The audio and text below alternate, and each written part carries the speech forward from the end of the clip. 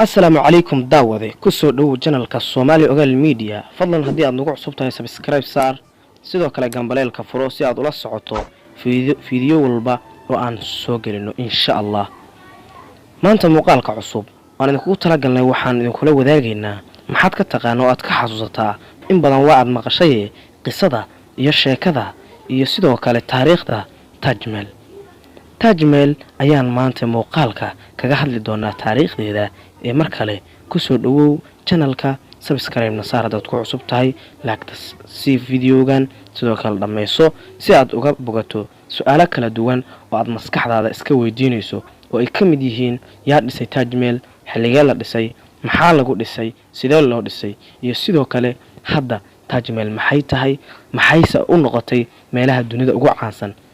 muuqaalkan cusub ayaan idinku soo gudbin doonaa insha Allah markale ku soo dhawow channelka Somali Ogal Media hadaan u go'da galno qisada Taaj Maal run ahaantii ma ahan qiso la soo koobi karo laakiin maanta waxaan isku dayayaa sida ugu macquulsan su'aalaha ugu badan oo ugu muhiimsan in ku soo koobo Taaj Maal waa dhismo leh qiso cajiib ah waxay ku taalaa koonfurta webiga Yamuni magaalada Agra ee dalka Hindiya Taaj Maal waxa amray in la dhiso amiirkii markaa xukumayay Hindiya Muuqaal Jahan oo ilaa iyo muddo xukumayay gaaraysa 26 ilaa iyo 16 oo aan kala jeedo 1628 ilaa 1658 ayuu xukumayay amarkiisa ayaa ahaa in la aasaaso qabriga xaaskiisa oo ugu caansaneed waxayna ahayd xaaskiisa Mumtaaz Mahal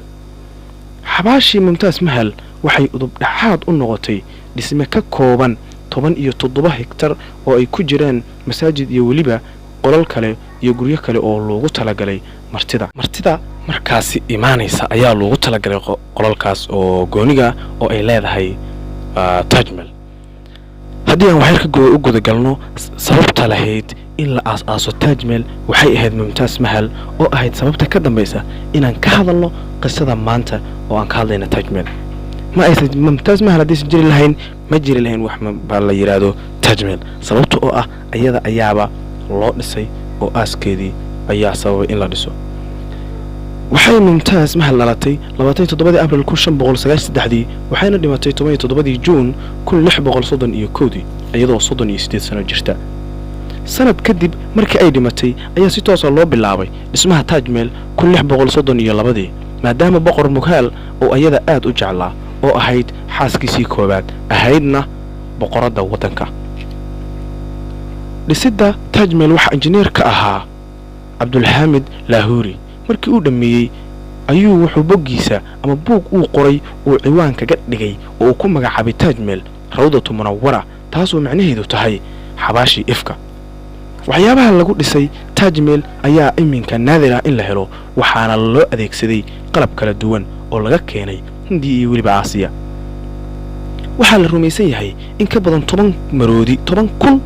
oo maroodi in loo adeegsaday raridda agabka lagu dhisay Taaj Maal waxay qaadatay dadaalada kala duwan oo lagu bixiyay 22,000 oo shaqaale ah oo ay ka mid yihiin rinjiyaal farashaxan gacmo gashi iyo waliba dhagax dhigida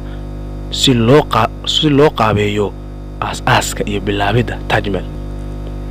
wareega koobaad ee dhismaha Taaj Maal ayaa runtii la soo gabagabiyay 1643 laakiin dhameystirka guud ayaa qaatay muddo 10 sano ah wuxuuna si toos ah u dhameystirmay sanadkii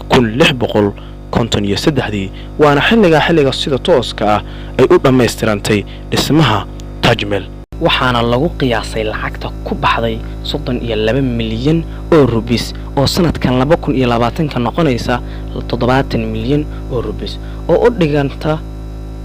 lacagta doolarka Mareykanka qiyaastii 916 milyan oo doolarka Mareykanka sidaan hore u soo sheegnay mashruuca dhismaha Taaj Maal wuxuu fursad shaqo ah u abuuray 22,000 oo shaqaale oo uu horkacayo Ustaad Abdulhamid oo ka ahaa naqshadeeyaha markaas xukuumadda ay lahayd oo kaliya muddo badan kadib oo ay Taaj Maal dhisnayd waxaa bilowday xilligii kacdoonka Hindiya sanadkii 1857 waa dabayaaqadii qarnigii 19aad oo xilliga Taaj Maal ka dhigay in darbiyadeedu noqdaan kuwa u baahan dayactir. ciidamo Ingiriis iyo waliba kuwa kala socda wadamo kale ayaa jabiyay darbiyada Taaj Mahal. waxaa la rumaysan yahay in ciidamadaasi ay kala baxeen Taaj Mahal gudaheeda alaabo kala duwan oo qaali ah oo ay ku jiraan dahab. isla dabayaaqadii qarnigii 19aad waa sanad kadib ku-xigeenkii Ingiriiska Lord Curzon ayaa ka garaabtay gafkii ay galeen waxayna amartay mashruuc dib u soo celin ah kaasoo la dhameeyay sanadkii 1908. wixii intaa ka dambeeyay Taaj Mahal waxay noqotay farashaxanka muslimiinta ee Hindiya iyo mid kamid ah sumcadaha guud ee adduunka looga amaano muslimiinta. ilaa iyo hadda Taaj Mahal waa meelaha ugu dalxiiska badan dunida. dalxiisayaal gaaraya 7 ilaa 8 milyan ayaa u soo dalxiis tagay 2004. daawade intaas ayaan muuqaalkeennii Taaj Mahal kaga hadlaynay kusoo gabagabaynaynaa. fadlan haddii uu muuqaalkan ku caawiyay la share garay asxaabtaada si ay iyaguna kaga faa'iideystaan. waad ku mahadsantahay daawashada fiidiyoga.